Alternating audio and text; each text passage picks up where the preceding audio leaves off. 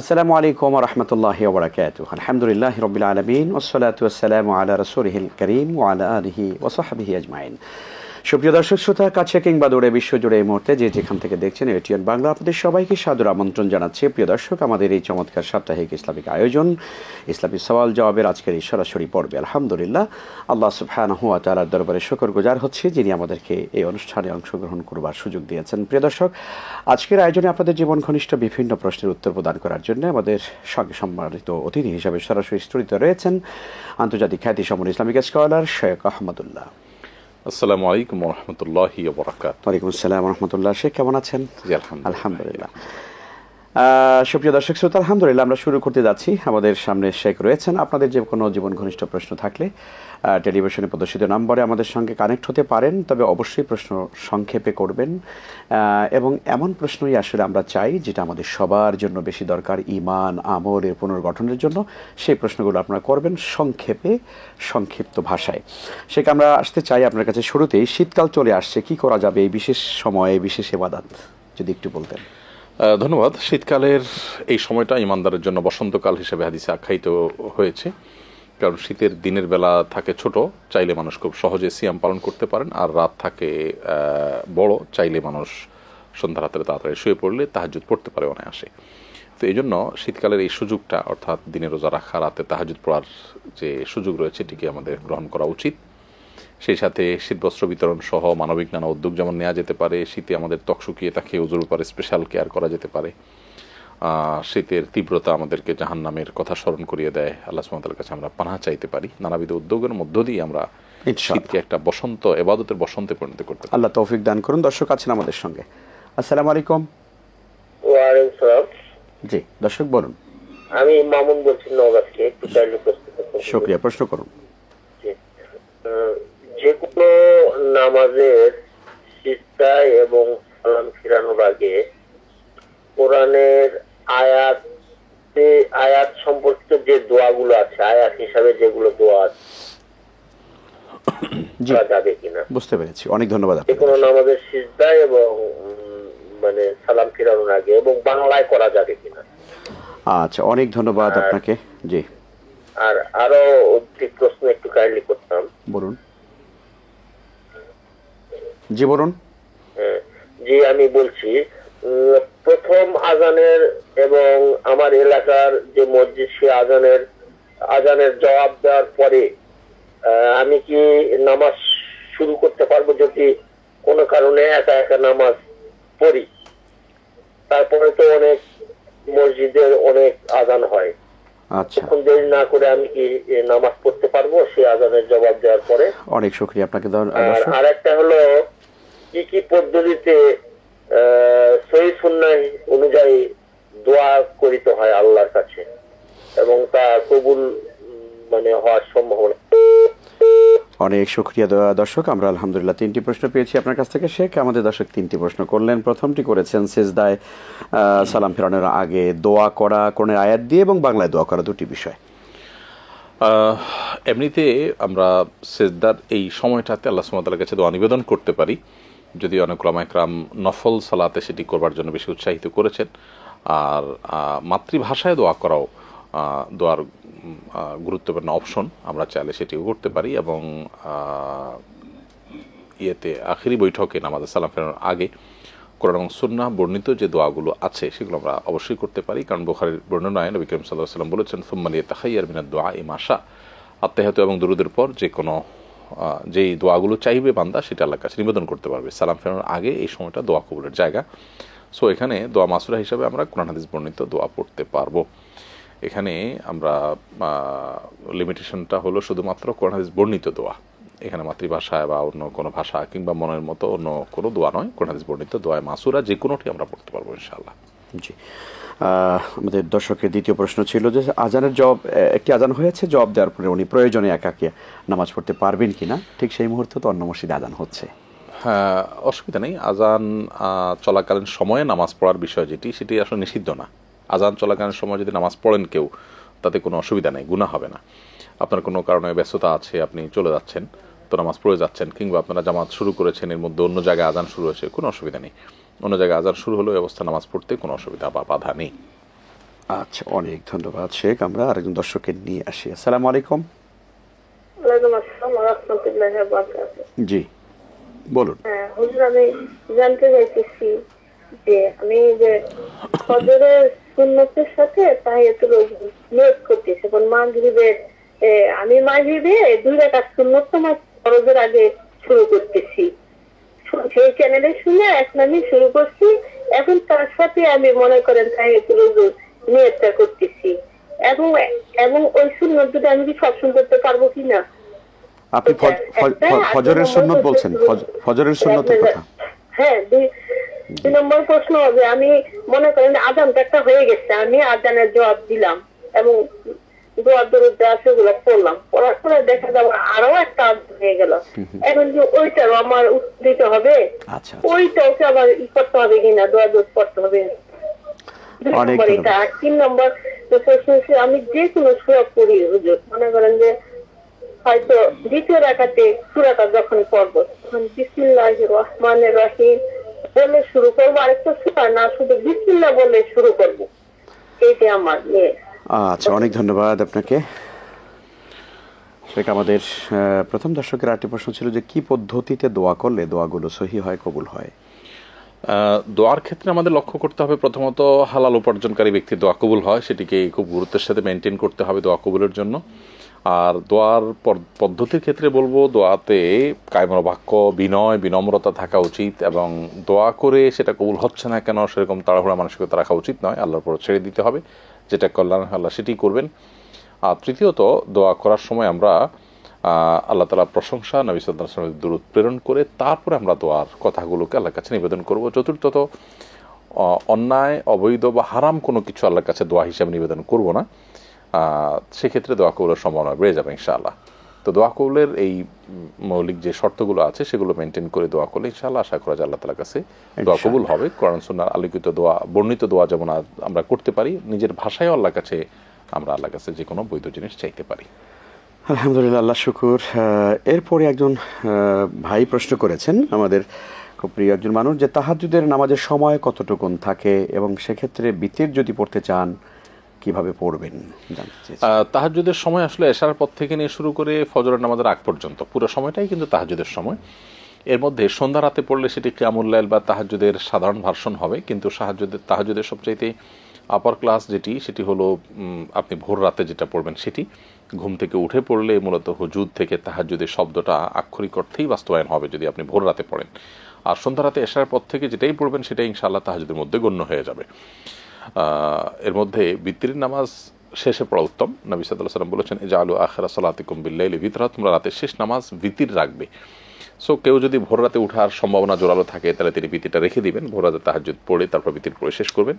আর যদি ভোর রাতে ওঠাটা তার জন্য মানে সন্দেহপূর্ণ বিষয় হয় তাহলে সেক্ষেত্রে সন্ধ্যা রাত্রে বিতির পড়ে শোবেন। সন্ধ্যা রাত্রে বিতির পড়ে শোয়ার পর ভোর রাত্রে যদি আল্লাহ তাআলা তৌফিক দেন ওঠার, তাহলে আবার আপনি সেখানে তাহাজ্জুদও পড়তে পারেন, কোনো অসুবিধা নেই। সে এই 1 রাকাত বিতির পড়বেন কিভাবে, এটা একটু জানতে চেয়েছিলাম। আপনি বিতিরের তৃতীয় রাকাত যেভাবে পড়বেন ঠিক একই পদ্ধতিতে 1 রাকাত বিতির পড়বেন। সুন্নাতের পর 2 রাকাত করে তাহাজ্জুদ পড়ার পর 1 রাকাত দিয়ে বিতির পড়তে চাইলে তৃতীয় রাকাত বিতিরের নামাজ যেভাবে পড়েন 3 নম্বর রাকাতটা ঠিক ওইটাই 1 রাকাত নামাজ। আলহামদুলিল্লাহ। আসসালামু আলাইকুম রাহমাতুল্লাহ। ওয়ালাইকুম আসসালাম ওয়া রাহমাতুল্লাহ। আমার একটা প্রশ্ন, কোন কোন সময় একবার আজান পরে আজানের অর্ধেকের চাইতে বেশি বাক্য পেয়ে থাকি, সেই অর্ধেক আজানের জবাব দেওয়া ঠিক কিনা, নাকি পুরো আজানের বাক্য শুনতে হবে এবং বলতে হবে? আচ্ছা। আর একটা প্রশ্ন হলো, কোন 2 রাকাত বিশিষ্ট সালাতে প্রথম রাকাতে ভুল করে সূরা কাউসার পড়ে, তবে দ্বিতীয় রাকাতে কোন সূরা পড়তে হবে? আচ্ছা, জি। আসসালামু আলাইকুম। জি, অনেক ধন্যবাদ। আলহামদুলিল্লাহ। শেখ, আমাদের আরেকজন বোন প্রশ্ন করেছিলেন যে ফজরের সুন্নত এবং তাহিয়াতুল ওযু একসঙ্গে নিয়ত করা যায় কিনা। জি, ফজরের সুন্নত এবং তাহিয়াতুল ওযু একসাথে নিয়ত করতে পারেন, দুইটাই সওয়াব পাবেন ইনশাআল্লাহ, এখানে ইনক্লুড করা যাবে। কারণ নবী করিম সাল্লাল্লাহু আলাইহি ওয়াসাল্লাম ফজরের ওয়াক্ত হওয়ার পর থেকে নিয়ে ফজরের জামাতের আগ পর্যন্ত 2 রাকাত সুন্নত ছাড়া আর কোনো নামাজ পড়েননি। এটি তার সিরাহ এবং তার সুন্নাহ দ্বারা সাব্যস্ত। অতএব 2 রাকাত নামাজ পড়াটাই সুন্নাহ ফজর আজান থেকে নিয়ে জামাত পর্যন্ত।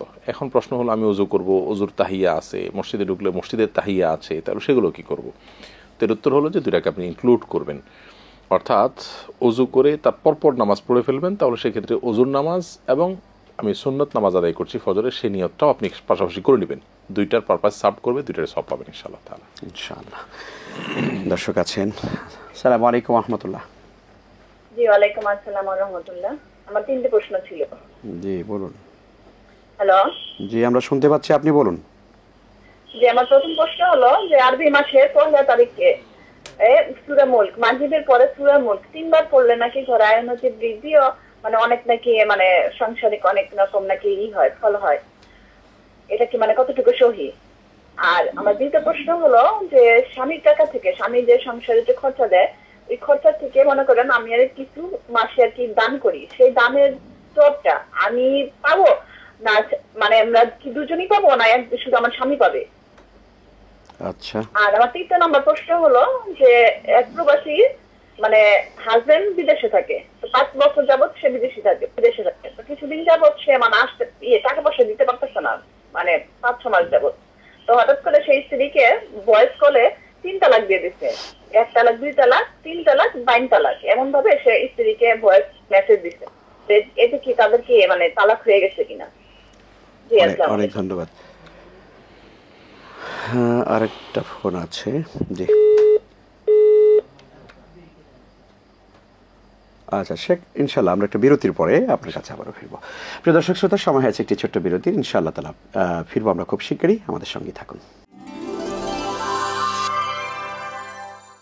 আসসালামু আলাইকুম ওয়া রাহমাতুল্লাহি ওয়া বারাকাতুহু। সুপ্রিয় দর্শক, বিরতির পর আপনাদের সবাইকে আবারও স্বাগত জানাচ্ছি ইসলামী সওয়াল ও জবাব অনুষ্ঠানের আজকের পর্বে। আমাদের সঙ্গে রয়েছেন আপনাদের প্রিয় শেখ আহমদুল্লাহ। আমরা অনেকগুলো প্রশ্ন পেয়েছি, ইনশাআল্লাহ তাআলা একটি একটি করে জবাব জানবার চেষ্টা করব। শেখ, আমরা আসছি, আমাদের একজন বোন প্রশ্ন করেছিলেন, আজান হয়ে গেছে, ঠিক ওই মুহূর্তে আরেক জায়গায় আজান হচ্ছে, তো আসলে জবাব কি দুটোই দিতে হবে কিনা বা একটা দিলে হবে কিনা? প্রথম যে আজানটা শুনবো এটার জবাব আমরা দিব ইনশাআল্লাহ। এরপরের গুলোর জবাব আমরা না দিলেও চলবো। যদি সুযোগ থাকে একাধিক আজানের জবাব দেওয়ার, একটা জবাব দিয়ে শেষ করলাম আরেকটা শুরু হলো, তো জবাব দিলে আমরা সব লাভ করবো, অসুবিধা নেই, সুযোগ আছে, মানে একাধিক আজানের জবাব দেওয়া নিষেধ নয়। তবে আজান জবাব দিচ্ছি একটা, এর মধ্যে আর একটা শুরু হয়েছে, তো যেটা আমি দেওয়া শুরু করেছি ওইটাকেই দিয়ে আমরা শেষ করার চেষ্টা করব। আর পাশাপাশি সম্ভবত দর্শক একটা প্রশ্ন করেছেন, যতটুকু মনে পড়ে, যে আজানের জবাব দিচ্ছেন অর্ধেক শেষ করার পরে দিবেন না পুরো শেষ করার পরে দিবেন। এর উত্তর হলো যে আজানের প্রত্যেকটা বাক্য শেষ হওয়ার পরে সংশ্লিষ্ট বাক্যের জবাব দিবেন, আজানের অর্ধেকও নয় পুরোও নয়। অর্থাৎ আজান দিয়ে মুয়াজ্জিন শেষ করবেন, তারপর আপনি জবাবে যা যা বলেছেন সেগুলো বলবেন, এমন নয়। আবার অর্ধেকের তো নয়, বরং মুয়াজ্জিন যখন আল্লাহু আকবার বলেছেন আমরা তখন আল্লাহু আকবার বলবো। মুয়াজ্জিন যখন আশহাদু আল্লা ইলাহা ইল্লাল্লাহ বলেছেন, বলে শেষ করেছেন, তখন আমরা আশহাদু আল্লা ইলাহা ইল্লাল্লাহ বলবো। মুয়াজ্জিন যখন আশহাদু আন্না মুহাম্মাদুর রাসূলুল্লাহ বলে শেষ করেছেন, তখন আমরা আশহাদু আন্না মুহাম্মাদুর রাসূলুল্লাহ বলবো। এভাবে আমরা পুরো আজান শেষ করব। জি আলহামদুলিল্লাহ। আমাদের অন্য একজন দর্শকের প্রশ্ন ছিল, এটি উত্তর হয়ে গেল আলহামদুলিল্লাহ। আসসালামু আলাইকুম। হ্যালো। আমার 3টা প্রশ্ন ছিল। জি বলুন। আমার প্রথম প্রশ্ন হচ্ছে, আমি ওয়াজে শুনছি তাদের শহীদের মৃত্যু হয়, তারা মৃত্যুর পর আল্লাহর কাছ থেকে তারা রিজিক প্রাপ্ত, মানে তারা কিভাবে প্রাপ্ত, দুনিয়াতে নাকি না, এটা একটু বুঝে বলবেন। আচ্ছা। আর দ্বিতীয় প্রশ্ন হচ্ছে যে কেউ পরে প্রস্তুত করে যে আমাদের অমুক জায়গায় খবর দিবা, আমি শুনছি যে তাকে যেই মাটি দিয়ে তৈরি করে তার সেখানেই হয়। এখন আল্লাহর সিদ্ধান্তের উপরে এরকম মসজিদ করা ঠিক হবে কিনা? আচ্ছা, অনেক ধন্যবাদ। পারিবারিক কবরস্থানে অনেক জায়গা আছে, তারপরও আমার স্বামী মারা গেছে, আমি যদি আমার সন্তানদেরকে বলি। জি আমরা বুঝতে পেরেছি, অনেক ধন্যবাদ আপনাকে। আমাদের একজন বোন প্রশ্ন করেছিলেন যে সালাতের ভিতরে তেলাওয়াতের সময় অন্য সূরা যখন আমরা মিলাই, তখন কি শুধু বিসমিল্লাহ বলবো নাকি বিসমিল্লাহির রহমানির রহিম বলবো? শুধু বিসমিল্লাহ নয়, বরং আমরা তেলাওয়াতের শুরুতে বিসমিল্লাহির রহমানির রহিম পুরাটুকুই পড়তে হবে। সালাতের মধ্যে যখন আমরা সূরা ফাতিহা শুরু করব তখন আউযুবিল্লাহ পরে বিসমিল্লাহ যখন পড়বো তখনও, আবার সূরা ফাতিহা শেষ করে যখন অন্য সূরা মেলাবো তখনও আমাদেরকে বিসমিল্লাহির রহমানির রহিম পুরোটা পড়েই তারপর সূরা পাঠ করা শুরু করতে হবে। জি, একজন বোন প্রশ্ন করেছিলেন যে প্রথম রাকাতে সূরা কাউসার পড়ে ফেলছে, দ্বিতীয় রাকাতে কি পড়বে? মানে প্রশ্নটা হলো আসলে মূলত মানে প্রথম রাকাতে যদি এমন সূরা পড়ে যে দ্বিতীয় রাকাতে হয়তো আর পড়তে পারছে না, তখন উপর দিক থেকে পড়া যাবে কিনা? বুঝতে পেরেছি। প্রথম রাকাতে সূরা কাউসার ছোট সূরা, হয়তো দ্বিতীয় রাকাতে সুন্নাহ হলো প্রথম রাকাতে আমরা যে লম্বা করা যে আকারের সূরা পড়বো, দ্বিতীয় রাকাত তার সাথে একটু ছোট পড়বো, এটা হলো সুন্নাহ। এখন প্রথম রাকাতেই না তো না পড়ে ফেলেছি, তার চেয়ে ছোট সূরা নাই কোরআনে, তাহলে দ্বিতীয় রাকাতে কি করবো? উত্তর হলো অসুবিধা নেই, আপনি তুলনামূলক ছোট সূরা, সূরা ইখলাস বা যে কোনোটা পড়ার চেষ্টা করবেন। আর যদি সূরা কাউসার পড়ার পর আপনার শেষের দিকে কোনোটা মনে না থাকে, উপরের দিকে যেতে হয় আপনাকে বাধ্য হয়ে, তো যেতে পারেন, এতে নামাজ হবে না, ব্যাপারটা সেরকম না। উত্তম হলো সিরিয়াল মেনটেন করা, কোনো কারণে সেটা যদি লঙ্ঘন হয়ে যায় সমস্যা নেই, অসুবিধা নেই। জি আলহামদুলিল্লাহ। আরেকজন বোনের প্রশ্ন ছিল যে মাসের শুরুতে পহেলা তারিখে যদি কেউ সূরা মুলক পড়ে তাহলে নাকি খুব রিজিকে বরকত হয়? এরকম কোনো কথা আসলে কোরআন বা সুন্নাহ দ্বারা সাব্যস্ত নয় যে মাসের শুরুতে সূরা মুলক পড়লে রিজিকে বরকত হবে। সূরা মুলকের মূল তাৎপর্য হলো এটি রাতে যদি আমরা নিয়মিত পড়ি, প্রতিদিন রাতে শোয়ার আগে পড়ি, তাহলে আল্লাহ সুবহানাহু ওয়া তাআলা কবরের ফিতনা থেকে আমাদেরকে রক্ষা করবেন, হেফাজতে রাখবেন। এটি হলো সূরা মুলকের মূল ফজিলত এবং বৈশিষ্ট্য। এর বাইরে আপনি যেটি বলেছেন এটি আসলে হাদিস দ্বারা সাব্যস্ত নয়। আচ্ছা, প্রশ্ন ছিল যে খরচা থেকে যদি কিছু টাকা জমা করে এটা দান করেন, উভয় সওয়াব পাবেন নাকি স্ত্রী পাবেন? আল্লাহ রাব্বুল আলামিন একটি আমল দ্বারা অনেক মানুষকে সওয়াব দেন, যখন সবাই সেখানে কন্ট্রিবিউশন করেন নানাভাবে। স্বামী উপার্জন করেছেন, তিনি যদি চান যে তার উপার্জিত টাকা থেকে কিছু আল্লাহর রাহে দান করা হোক, অথবা স্ত্রী দান করছেন সেটি জেনে তিনি যদি সন্তুষ্টি প্রকাশ করেন, সন্তোষ প্রকাশ করেন, অনুমোদন দেন, তাহলে স্বামী তো উপার্জন করে এবং অনুমোদন দিয়ে তিনি তো ভালো কাজের ভাগিদার হবেনই, সওয়াব পাবেনই। পাশাপাশি স্ত্রী যে উদ্যোগ নিয়েছেন স্বামীর টাকাটার যথাযথ ব্যবহারের এবং সেটিকে ভালো কাজে লাগানোর, তিনিও সওয়াব পাবেন ইনশাআল্লাহ তাআলা। আলহামদুলিল্লাহ। স্বামী বিদেশে থাকে, স্ত্রীকে উনি ফোনে বা মেসেজে 3 তালাক দিয়েছেন। তালাকের প্রশ্নোত্তরগুলো আমরা আসলে অ্যাভয়েড করার চেষ্টা করি, কারণ হলো এই সংক্ষিপ্ত প্রশ্নোত্তরের সেশনে দর্শকরা সবসময় কানেক্টেড থাকেন না, উত্তর দেওয়া কঠিন। কি বলেছেন, কি শব্দ বলেছেন, কখন বলেছেন, কি পরিস্থিতিতে বলেছেন, অনেকগুলো বিষয়ের সাথে সংশ্লিষ্ট, যার কারণে এখানে উত্তর দিলে সেই উত্তরটা অনেক সময় ভুল হওয়ার সম্ভাবনা থাকে। এই জন্য আমরা আপনাকে পরামর্শ দিব, আপনার পার্শ্বস্থ নিকটস্থ কোনো ফতোয়া বিভাগ, কোনো বড় মাদ্রাসা, কোনো বড় মুফতির কাছে লিখিতভাবে ডিটেল জানিয়ে আপনি প্রশ্নোত্তরটা জানার চেষ্টা করুন।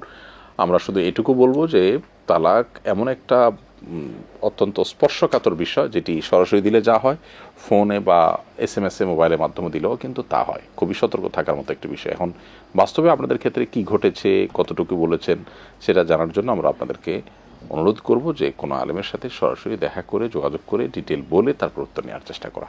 আলহামদুলিল্লাহ, অনেক শুকরিয়া শেখ। দর্শক আছেন, আসসালামু আলাইকুম। ওয়ালাইকুম আসসালাম।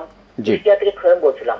বলুন স্যার, যে সমস্ত জাতির সংবিধানে ছেলে ছেলে এবং মেয়ে মেয়ে বিয়ে আছে এবং যারা খতনা করে না, ফলে সাদা সাদা ময়লা থাকে, সেই সমস্ত জাতি কর্তৃক মুসলিম জাতিকে সামরিক শক্তির ভয় দেওয়া, এটা কি জুজুর ভয়? আসসালামু আলাইকুম।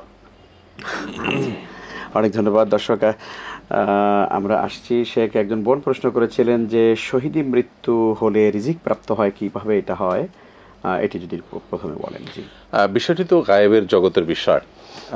আলমুল গায়েব এবং আলমুল শাহাদা, অর্থাৎ অদৃশ্যের জগৎ আর দৃশ্যমান জগৎ, দুটি জগতের মধ্যে অদৃশ্যের জগৎ হলো যেগুলো মানুষের ধারণা, মানুষের দৃষ্টি এর বাইরের জগৎ, কবর জগৎ, বারজাখী জগৎ, আখিরাতের জগৎ।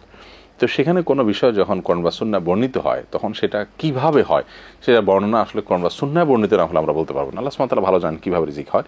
তবে এখান থেকে বাহ্যিকভাবে যেটুকু বোঝা যাবে, অন্য তাফসীর থেকে মুফাসসিররা যেসব বলেছেন তার আলোকে আল্লাহ সুবহানাহু ওয়া তাআলা তাদেরকে বিশেষভাবে সম্মানিত করেন সেখানে, এবং প্রত্যেক নেককার মানুষই কিন্তু যখন কবরের সওয়াল জবাবে, বারজাখী জগতের সওয়াল জবাবে তিনি যখন সঠিক উত্তর দিতে পারেন, আর সেটা নির্ভর করে তার পার্থিব জীবনটা কিভাবে তিনি সাজিয়েছেন তার উপরে। পার্থিব জীবনে তিনি যদি ইমানদার মুত্তাকি হয়ে থাকেন, তাহলে তার বারজাখী জীবনে তিনি সঠিক উত্তর দিতে পারবেন, আর না হলে পারবেন না।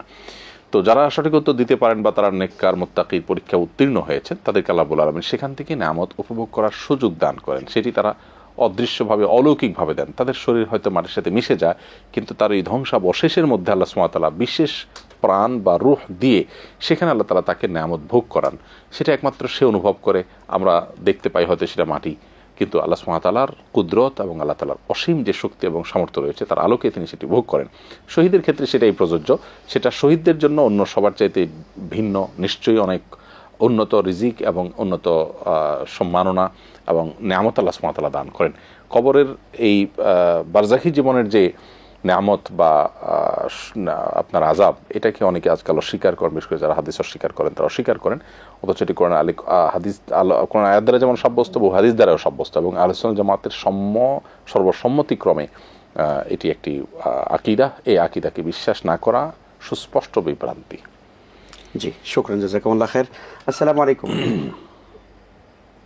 আসসালামু আলাইকুম। ওয়ালাইকুম আসসালাম। জি জি, আমি ওই যে শুক্রবারের জুমার দিনে আমরা মসজিদে ঢোকার পরে তাহিয়াতুল মসজিদের নামাজ পড়ার পরে ফরজ নামাজের আগে অন্য কোন নামাজে যেরকম পড়া যাবে কিনা, এটা কেউ বলে যাবে, কেউ বলে যাবে না, এই ব্যাপারে একটু জানতে চাচ্ছি। আচ্ছা আচ্ছা। জি, আর বেতরের নামাজের শেষ রাকাতে আমরা যে উল্টা তাকবীর দেই, এটা কি সঠিক কিনা বা না দিলে চলবে কিনা? আচ্ছা, জি, অনেক ধন্যবাদ আপনাকে দর্শক, আমরা সুন্দর প্রশ্ন পেয়েছি। আমাদের ভাইয়ের আরেকটি প্রশ্ন ছিল যে, বোনের প্রশ্ন ছিল যে কবর দেওয়ার জন্য মানুষরা ওসিয়ত করে যায় যে অমুক জায়গায় আমার কবর দিও, অথচ বোনের প্রশ্ন হলো আল্লাহ তাআলা তো নির্ধারিত একটা জায়গা থেকে তাকে সৃষ্টি করেছেন, আল্লাহর সিদ্ধান্তের বাইরে উনি এটা করতে পারেন কিনা।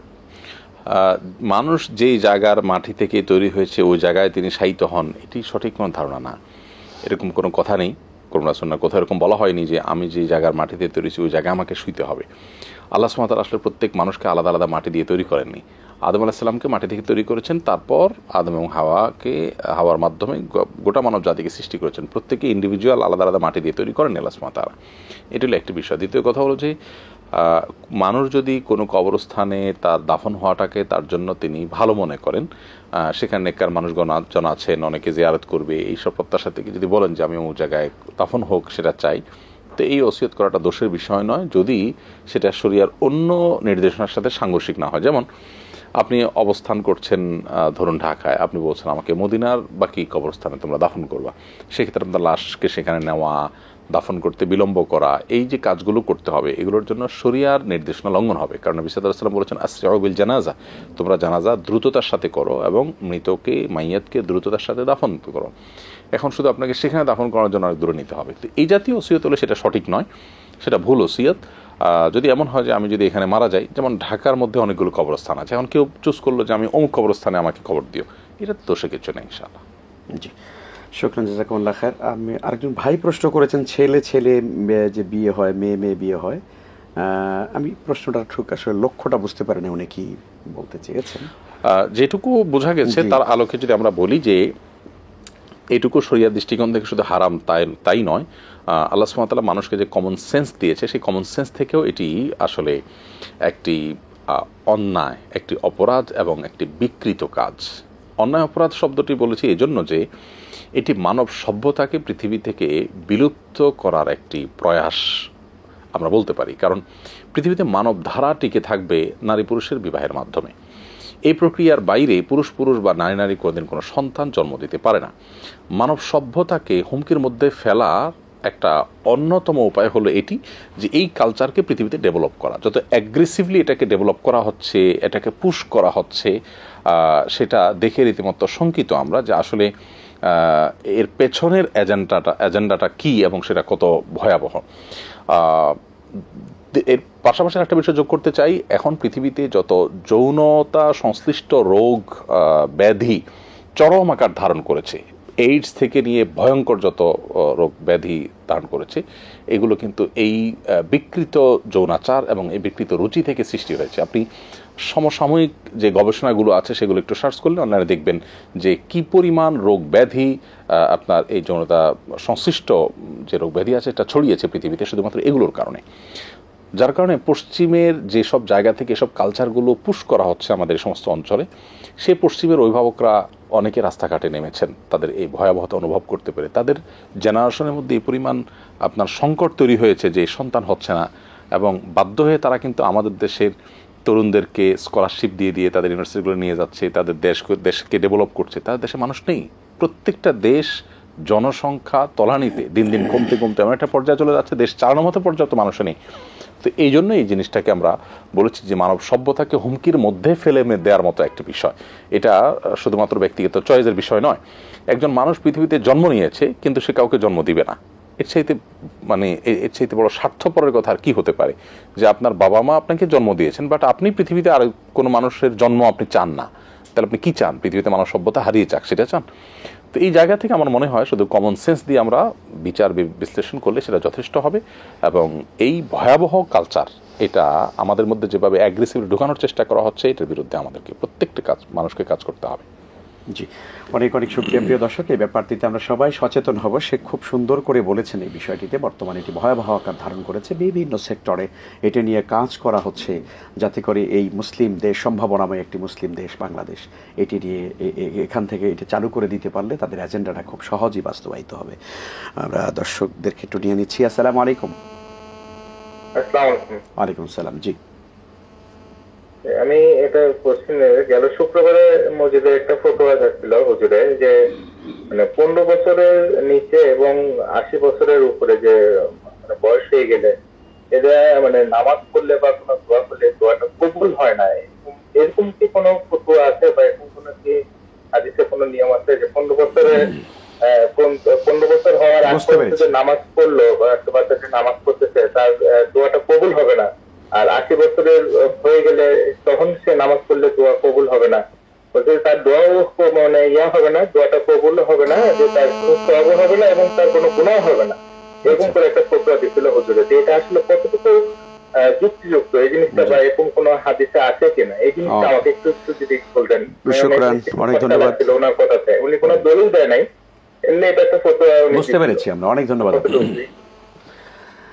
শেখ, আমাদের একজন ভাই প্রশ্ন করেছিলেন যে জুমার দিনে তাহিয়াতুল মসজিদ নামাজ পড়ার পরে কি আর কোনো নামাজ আছে? জুমার দিন আমরা আসলে মসজিদে প্রবেশের যে নামাজ, সেটি জুমার দিনের সাথে কোনো সংশ্লিষ্ট বিষয় নয়। তাহিয়াতুল মসজিদ প্রতিদিনের নামাজ, আমরা এটাকে জুমার দিনের বানিয়ে ফেলেছি। এটা জুমার দিন ছাড়াও আমরা যখনই মসজিদে প্রবেশ করব, সুযোগ হলে 2 রাকাত নামাজ পড়ে তারপর আমরা মসজিদে বসবো, এটি মসজিদে বসার আদব। আর দ্বিতীয়ত হলো এর বাইরেও জুমার দিনে আমরা যখন মসজিদে প্রবেশ করব, পড়ার পর নবী করিম সাল্লাল্লাহু আলাইহি ওয়াসাল্লাম আমাদেরকে নামাজ পড়তে বলেছেন। সো আমরা যার যার তৌফিক অনুযায়ী নামাজ পড়তে থাকবো। অনেকে অনেক আগে আসেন, এসে ধপ করে বসে থাকেন। নবী সাল্লাল্লাহু আলাইহি ওয়াসাল্লাম নির্দেশনা হলো জুমার দিন মসজিদে কেউ আসলে বিভিন্ন সাহাবায়ে কেরামের থেকেও এক হাদিস বর্ণিত আছে, তারা নামাজ পড়বে। সো জুমার দিন এসে মসজিদে চুপচাপ বসে থাকা, অনেকে মসজিদে ঢুকার নামাজটাও পড়ছেন না, আর অন্য কোনো নামাজও নাই, শুধুমাত্র বসে অপেক্ষা করতে থাকেন বয়ানের বা ওয়াজের, খুতবা পূর্ববর্তী বাংলা ওয়াজের জন্য অপেক্ষা করেন। তো এই সময়টাতে 2 রাকাত করে নামাজ পড়ার কথা বর্ণিত হয়েছে। ফোকায়ে হানাফ এটিকে 4 রাকাতে সীমাবদ্ধ করেন, অন্যান্য ফোকায়ে কেরাম কোনো রাকাতে সীমাবদ্ধ না করে বলেন যে ওপেন, যার যতটুকু সুযোগ আছে 2 রাকাত করে পড়তে থাকবে। সোজা কথা, নামাজ আছে, এখানে কোনো নামাজ নেই বা পড়া যাবে না, ব্যাপারটা কিন্তু সেরকম না। জি, অনেক শুকরিয়া আপনাকে। বিতরের সালাতে উনি আরেকটা প্রশ্ন করেছিলেন, তাকবীর, হ্যাঁ উল্টা তাকবীর, বিতের সালাতে উল্টা তাকবীর যেটা আমাদের ঠিক আছে। জি, উল্টা তাকবীর বলতে যেটা আমরা বোঝাই, 3 নম্বর রাকাতে সূরা ফাতিহা অন্য সূরা মেলানোর পরে আবার তাকবীর দিয়ে তারপরে দোয়ায়ে কুনুত পাঠ করা, এটি হানাফি ফিকহ অনুযায়ী ঠিক আছে। হানাফি ফিকহের গবেষণা এবং হানাফি ফিকহের ফতোয়া অনুযায়ী এভাবে বিতির পাঠ করার কথা ওলামা ইকরাম বলে থাকেন। যদিও অন্যান্য ফকিগণ বা অন্যান্য মাযহাবের ওলামা ইকরাম, অন্যান্য থটের ওলামা ইকরাম নবী করিম সাল্লাল্লাহু আলাইহি ওয়াসাল্লামের অন্যান্য হাদিসকে অ্যানালাইসিস করে তারা বিতির নামাজে দোয়া কুনুতটাকে রুকু থেকে ওঠার পর কুনুতে নাজিলাতে যেরকম পাঠ করা হয় সেই সময়টাতে পাঠ করার কথা বলেন। বিতির নামাজ সংশ্লিষ্ট অনেকগুলো হাদিস রয়েছে, অনেকগুলো পদ্ধতি রয়েছে, এগুলো আসলে কোনোটাকে সরাসরি ডিসকারেজ করা কঠিন। আমরা দলিল আদিল্লা প্রমাণ তথ্য এগুলোকে অ্যানালাইসিস করে কোনোটাকে অধিকতর সহি মনে করতে পারি, কোনোটাকে তুলনামূলক কম সহি মনে করতে পারি, কিন্তু এর কোনোটি মন গড়া বা ভিত্তিহীন না, এটুকু নিশ্চিত। আলহামদুলিল্লাহ, অনেক শুকরিয়া। আরেকটি প্রশ্ন করবো শেখ, সেটি হচ্ছে যে দর্শক জানতে চাইলেন মাত্র যে 15 বছরের নিচের বয়স হলে আর 80-র উপরে হলে তার দোয়া কবুল হয় না। না, এমন কোনো কথা নেই, একেবারেই নেই। এটা কোরআন বা সুন্নাহর কোথাও এরকম কোনো কথা থাকার কোনো সুযোগও আসলে নেই। কারণ হলো ইসলামের যে কমন যে নীতিমালা আছে সেটার সাথে আসলে এটা একেবারে সাংঘর্ষিক। আল্লাহ রাব্বুল আলামিন বলেছেন, ফামান ইয়ামাল মিসকালা যাররাতিন খায়রান ইয়ারা, কেউ যারা পরিমাণ ভালো কাজ করলে তার বিনিময় তিনি পাবেন। এখানে আল্লাহ সুবহানাহু ওয়া তাআলা বলেন না যে 80-র পরে পাবেন না, এটা এই এইজের জন্য, এমন কোনো কথা নেই। হ্যাঁ, এটা ঠিক যে 15 আগে বা 15 বলে কোনো কথা নয়। প্রাপ্তবয়স্ক কেউ 13তে হয়ে যায়, কেউ 14তে হয়ে যায়, আজকাল বাচ্চারা অনেক আর্লি আপনার প্রাপ্তবয়স্ক হয়। তো প্রাপ্তবয়স্ক হওয়ার আগের যে ইবাদত বন্দেগী, এই ইবাদত বন্দেগীগুলো বাচ্চার অভিভাবক যাদের সহযোগিতায় সেটা তারা সম্পাদন করে তাদের আমলনামায় যুক্ত হয়, যেহেতু বাচ্চার অ্যাকাউন্টই ওপেন হয় না প্রাপ্তবয়স্ক হওয়ার আগ পর্যন্ত। আর এর সুফল যেটা, ইবাদতের একটা প্রতিক্রিয়া আছে, ইতিবাচক প্রতিক্রিয়া, ভালো প্রভাব, সেটা সন্তান নিজে লাভ করে।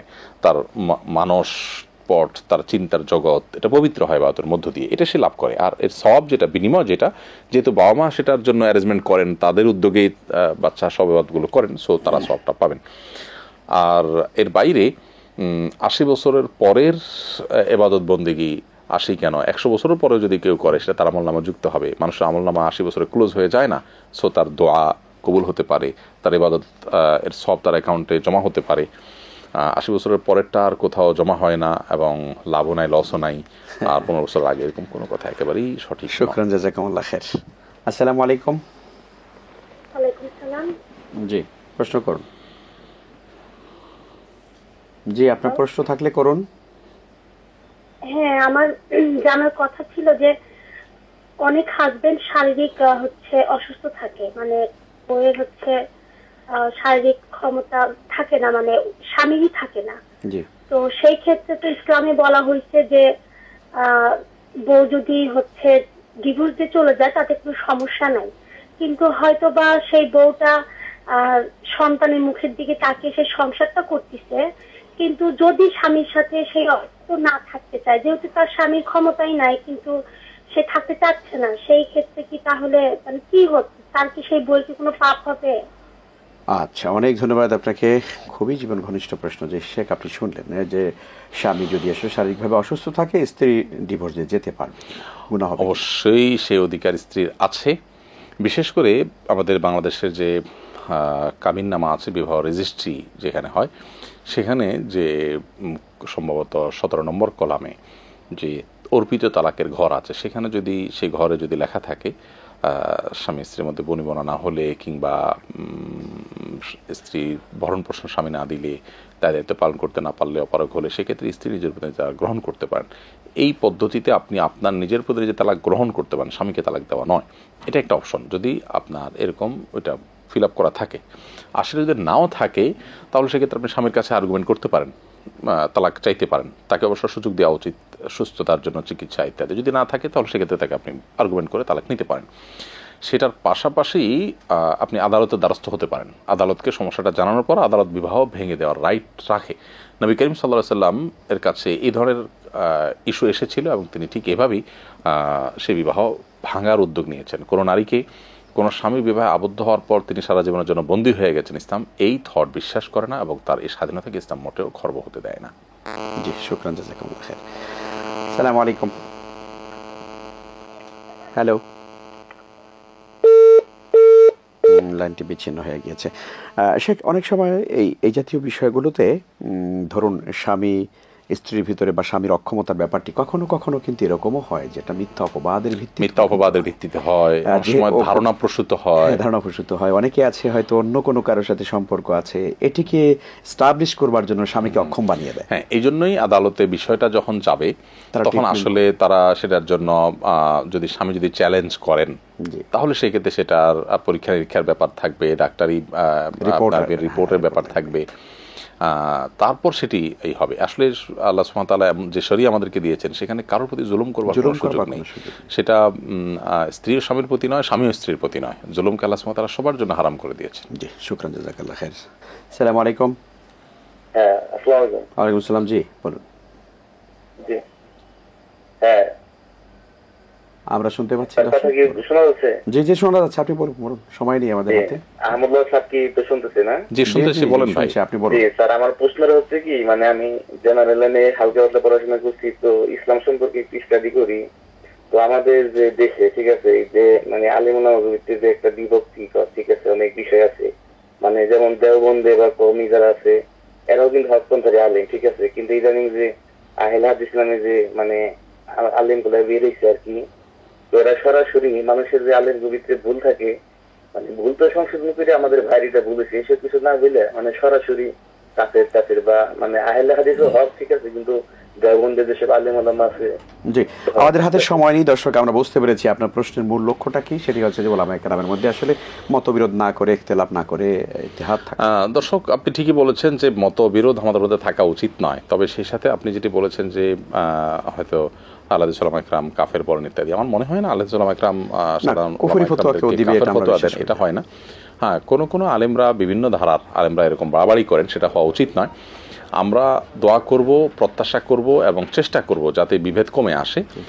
বিভেদ বিভক্তির বাইরে যারা ঐক্যের কথা বলেন এবং বিভেদহীন কথা বলেন তাদেরকে আমরা চেষ্টা করব সমাজে এস্টাবলিশ করার। আর বিভেদ বিভক্তি যেগুলো আছে সেগুলোকে রদ করতে গিয়ে আমরা আর একটা বিভক্তি যেন সৃষ্টি না করি, সেটাও খুব সফটনেসের সাথে আমরা বিনয়ের সাথে বলবো। শুকরান, জাযাকুমুল্লাহ খায়র। শেখ, আপনাকে অনেক ধন্যবাদ, আজকে অনেক প্রশ্নের সমাধান দিয়েছেন আপনি। শুকরান, আল্লাহ তাআলা আপনাকে কবুল করুন। জাযাকুমুল্লাহ খায়র। আমিন।